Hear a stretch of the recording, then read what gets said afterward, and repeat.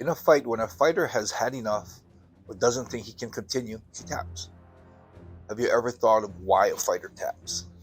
Think about it. Is it because of pain? Is it because of fear? It is, yeah. But whether it's pain or fear, the root of the reason why people tap is because they lose their train of thought. They lose their focus. When you go into a fight, of course, you don't want to get knocked out. You don't want to get submitted.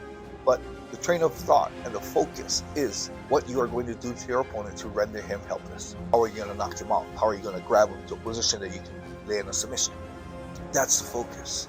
And once your train of thought gets disturbed, and what happens when your mind loses focus on what you want to do, and the focus goes on what's happening to you, you lose your train of thought, you lose your focus. What happens then is you're thinking about your arm pump, you're thinking about going to sleep, and anybody in that situation would probably tap. I have never tapped in a fight.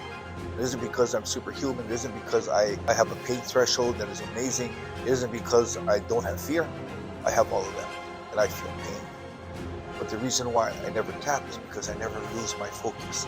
My focus was always on what I can do to get out of the choke, what I can do to get out of the armbar, what I can do to suck up the punches that I'm getting and continue.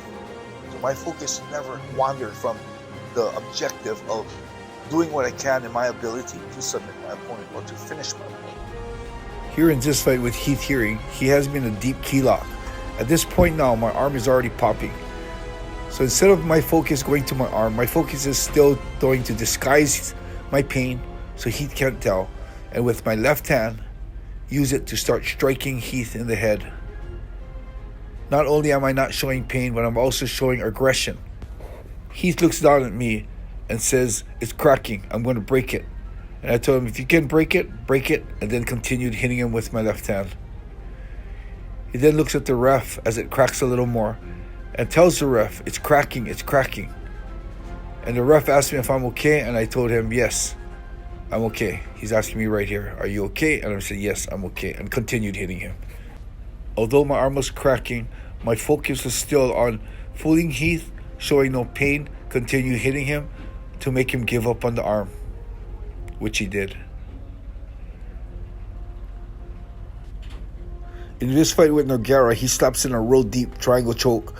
So instead of worrying about going to sleep, I thought of, okay, I gotta open up the area around my neck so I can get blood to my brain. As I was doing that without ever losing focus on what I was doing, I passed out. If I lost focus and started worrying about going to sleep, I would have probably tapped out. But I didn't. So in my hours of hard training, my objective was to strengthen my heart and strengthen my mind so I can focus and stick to the task at hand. When you lose focus, your mind starts wandering and start anticipating on what we think is going to happen.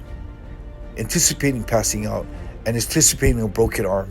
That's why fighters tap.